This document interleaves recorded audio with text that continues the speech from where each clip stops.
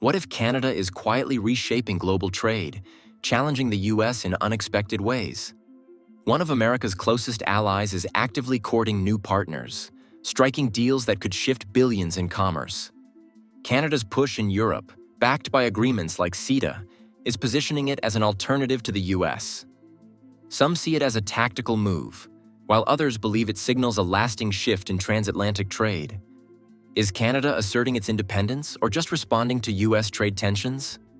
Let's break down the numbers and the potential fallout. Before we dive in, don't forget to subscribe to our channel for more deep dives into global trade and economics. Now let's get started. Canada's power move in Europe recently caught the world's attention when Prime Minister Justin Trudeau visited NATO and EU leaders, not to focus on conventional military alliances, but to talk trade. The timing was striking.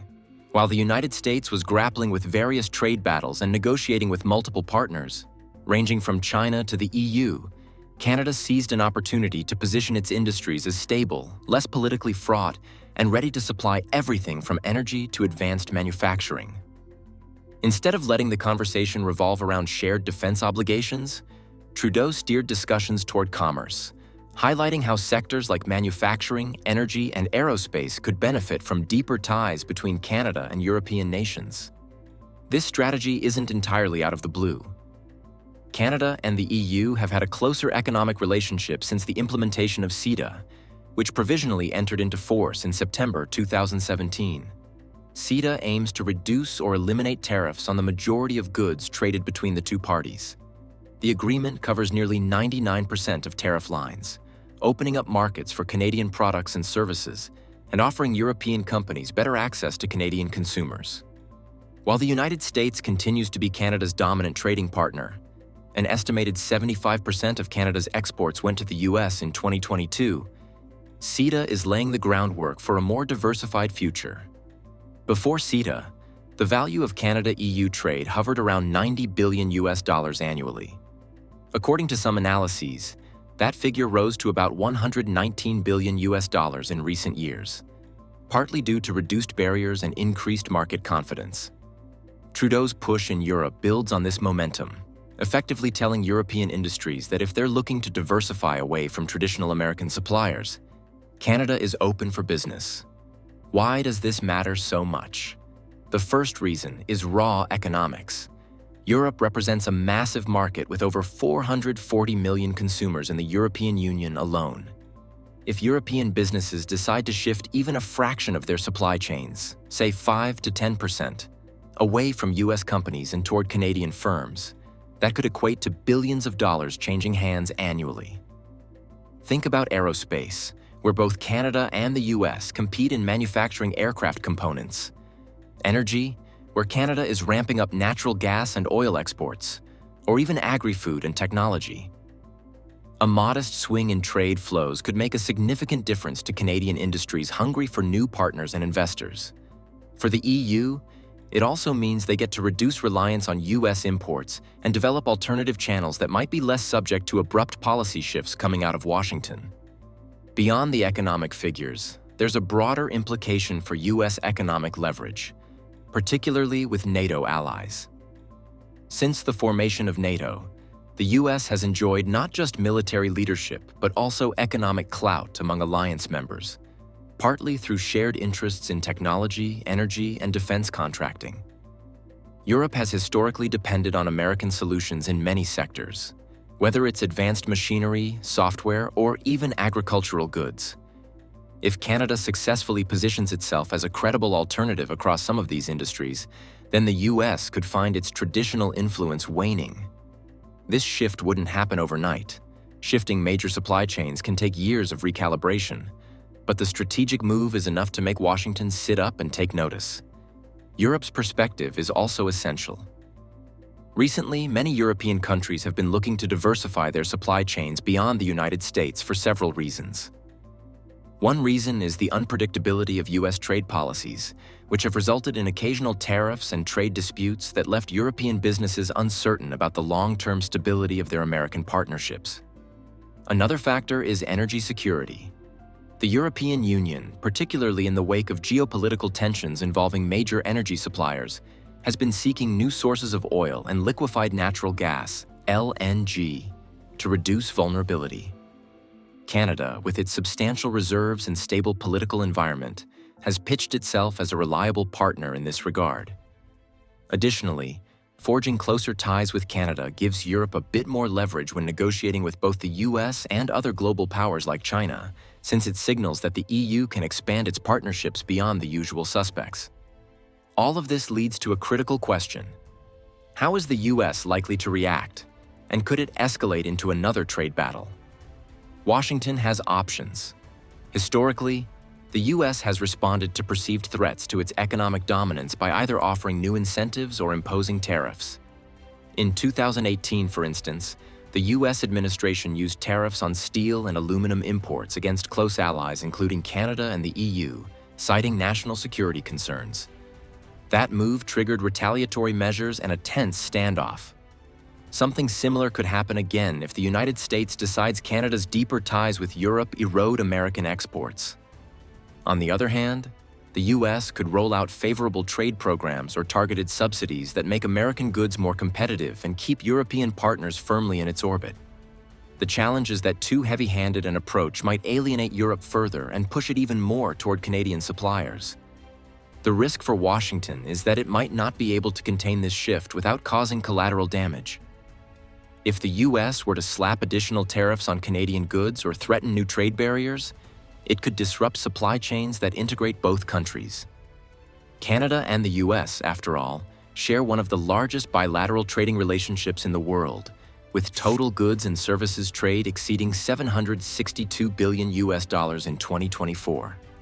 Complex cross-border supply chains, especially in the automotive sector, mean that parts can cross the border multiple times before a final product is assembled. Any punitive measures might hurt American businesses as well as Canadian exporters. There's also the broader diplomatic repercussion to consider. If the US treats Canada too harshly, it may fracture the unity typically seen among NATO allies, which has both military and economic consequences. Is Canada genuinely shifting away from US dependence? Or is this just a strategic hedge? Historically, Canada has sought trade diversification to avoid over-reliance on a single market. Yet 75% of its exports still go to the US, leaving it vulnerable to policy shifts in Washington. This was evident during NAFTA renegotiations, when Canada had to react to US demands, leading to the USMCA. Since then, Canada has actively pursued global trade deals, joining the CPTPP in Asia and CETA in Europe. Moves that suggest a broader strategy to reduce exposure to any one partner. If Europe fully integrates Canadian supply chains, transatlantic trade could realign.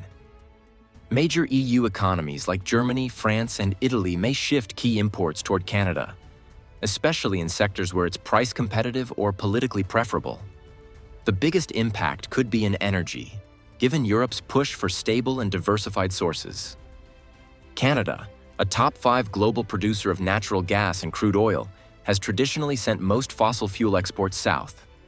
However, new LNG terminals and infrastructure projects could make transatlantic shipments more viable, especially if Europe expands its import capacity. Even a modest shift in energy trade could mean billions in value and solidify Canada-EU ties. For smaller NATO members, aligning more closely with Canada might be attractive due to trade incentives, lower tariffs, or better deals. Countries facing trade imbalances or frustrated by restrictive US regulations could view Canada as a friendlier alternative, potentially eroding US market share in specific sectors. While the US remains dominant in technology, agriculture, and defense, Canada's advanced industries, such as aerospace with Bombardier as a key player, and rich natural resources position it to gradually capture segments traditionally held by the US, provided it secures strategic agreements. However, significant challenges remain. Canada's primary obstacle is scale. Despite being the 10th largest economy globally, it lacks the US's massive industrial capacity. To effectively replace American suppliers, Canada must guarantee comparable quality, volume, and reliability. Supply chain resilience is another crucial concern. European firms shifting from US suppliers may return if Canada can't maintain competitiveness or consistency during disruptions. Additionally, building new supply chain relationships isn't quick or simple. Even after signing agreements, private companies must carefully consider costs, logistics, shipping timelines, labor, and regulatory compliance across international borders. Nevertheless, if even a portion of those supply chains pivot, the implications are enormous. According to Eurostat, the European Union imported around $373 billion in goods from the United States in 2022, with machinery, vehicles, and chemical products making up large chunks of that total. Imagine if 5% of that figure shifts to Canada. That's almost $20 billion worth of trade being redirected. In industries like aerospace or advanced manufacturing, losing that amount of market share would be significant. Canada, in turn, would solidify its role as a global trade player, moving beyond the shadow of its mighty neighbor to the south. The United States has to weigh its response carefully.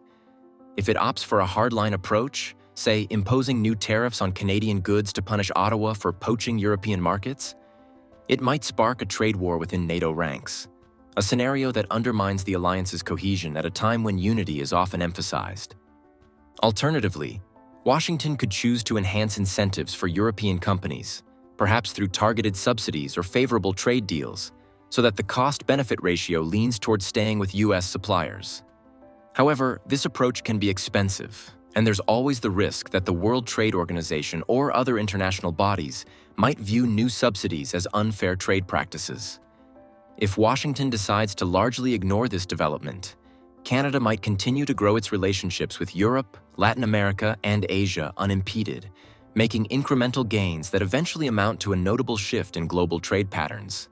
It wouldn't be an immediate coup, but over several years, the cumulative effect might be strong enough to genuinely challenge US influence in the global marketplace.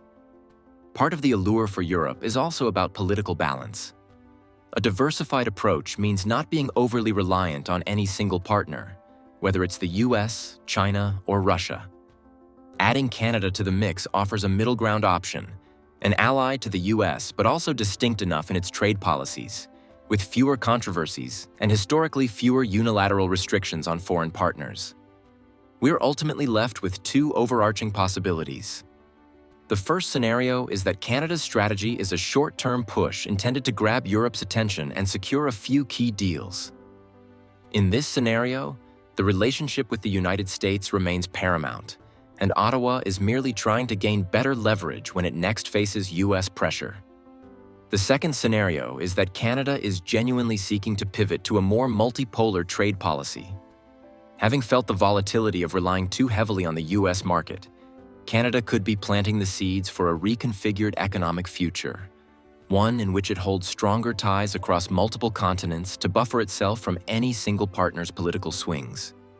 If the latter proves true, then we might be witnessing the early stages of a significant reordering of transatlantic commerce. Of course, for viewers like you, the story is as much about understanding global power plays as it is about anticipating where opportunities and risks will emerge next. If you're a business owner or investor, shifts in transatlantic trade can alter supply chain costs, investment flows, and even currency movements. If you're following the geopolitics, it's a reminder that alliances are multifaceted. NATO might be a military alliance, but economic ties among its members can shift the dynamic in subtle ways. Canada's overtures to Europe force us to consider how economic influence can evolve independently of defense agreements, and how even close allies can drift or realign based on commercial interests. So, what do you think? Is Canada wisely diversifying its partnerships or just using this as leverage against Washington? Share your thoughts in the comments. Whether Canada's shift is temporary or permanent, one thing is clear: the global trade order is evolving, and Washington will need to adapt. Thanks for watching, and we'll see you next time for another look at the evolving chessboard of global power plays.